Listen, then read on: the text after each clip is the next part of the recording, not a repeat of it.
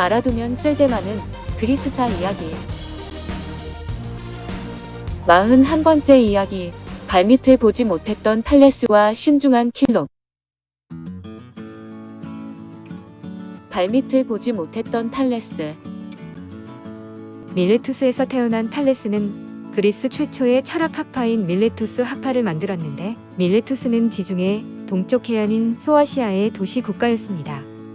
그리스 반도에서 동쪽과 서쪽을 잇는 중요한 위치의 자리에 바빌론, 이집트 등 동방 문화를 많이 받아들일 수 있었습니다. 밀레투스의 귀족 집안에서 태어난 탈레스는 훌륭한 교육을 받으며 자랐고, 성인이 된 후 탈레스는 무역을 하며 동방의 나라들을 여러 번 다녀왔습니다. 그러면서 이집트나 바빌론 같은 나라에서 다양한 지식을 배웠는데, 그 중에 탈레스는 먼저 수학과 천문학에 관심을 가지고 깊이 연구했고, 나중에는 철학까지 연구를 확장했습니다. 이 밖에 지리, 정치, 날씨 등 다양한 분야의 지식도 쌓았고, 많은 제자를 길러내며 자신의 지식을 모두 제자들에게 알려주었고, 많은 존경을 받았습니다. 탈레스는 만물의 근원을 물이라고 보았는데, 땅은 물 위에 둥둥 떠다니는 접시 같은 것이며, 하늘도 물이라서 비가 내린다고 생각했습니다. 그는 과학 지식에 해박해서 이집트를 여행할 때에는 피라미드의 높이를 계산해내기도 했으며, 기원전 585년 5월 28일에 일식을 정확히 예측했다는 믿지 못할 기록도 있습니다. 탈레스는 인간 자체에 대해서도 많은 연구를 했는데, 가장 힘든 일이 무엇이냐는 질문을 받고 그는 바로 나 자신을 알아가는 것이라고 대답했습니다.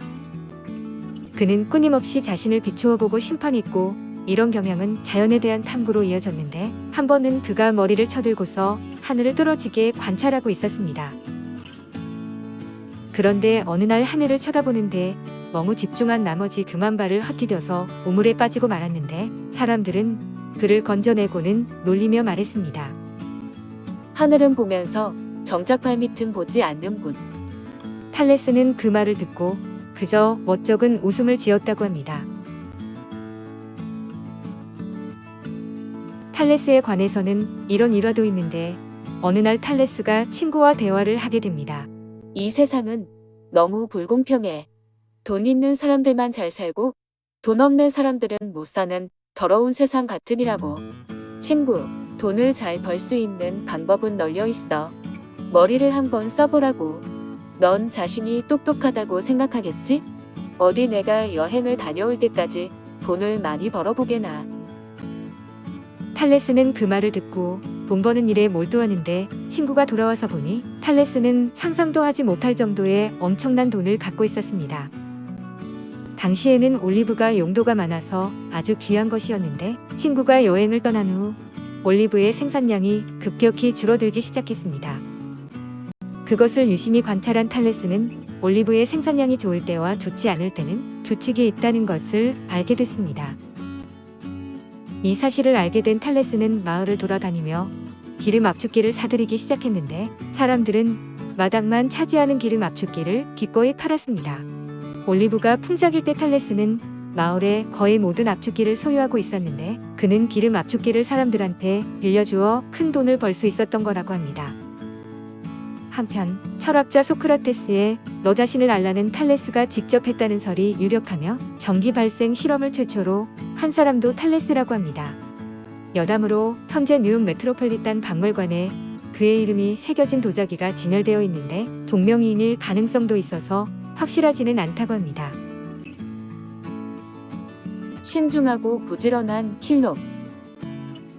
킬로는 기원전 6세기에 살았던 스파르타 사람인데, 공정하고 성실했던 그는 한마디도 허투루 내뱉지 않았습니다. 그는 왕의 권력이 너무 커졌으므로 감찰관을 임명해서 왕의 정치를 감독하자고 제안했는데, 다른 사람들도 이에 동의하고 그를 첫 번째 감찰관으로 뽑았습니다.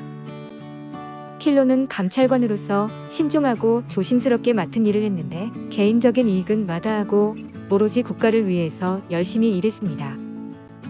그러면서 그는 감찰관, 왕, 그리고 원로들의 모임인 게르시아가 정확히 똑같은 권력을 가질 수 있도록 했습니다.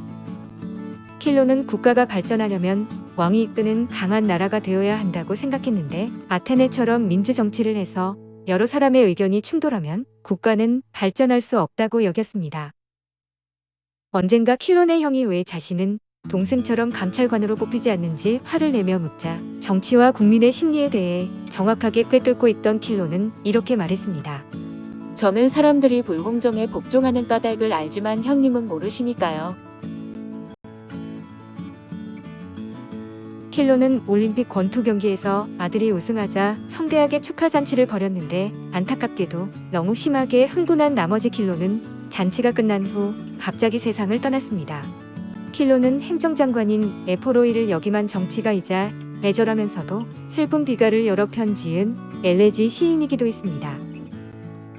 그는 특히 로마인들이 최고의 현인으로 칭송한 사람 가운데 하나였는데 소크라테스 이전 철학자들의 단편 선집에는 그가 남긴 경고들이 많이 담겨 있습니다. 친구들에게 좋은 일이 있을 때는 천천히 찾아가고 불행에 빠졌을 때는 빨리 찾아가라. 너의 혀가 생각보다 앞서 달리게 하지 말라. 법에 복종하라. 법률에 최선의 주의를 기울일 뿐 법률에 관해 말하는 사람들에게 주의를 기울이지 않게 하는 게 최고의 체제다. 소크라테스의 너 자신을 알라는 말을 탈레스가 한 것이 아니라 킬론이 했다는 말도 있습니다. 42번째 이야기, 네리안 비아스와 너그러운 피타코스로 이어집니다.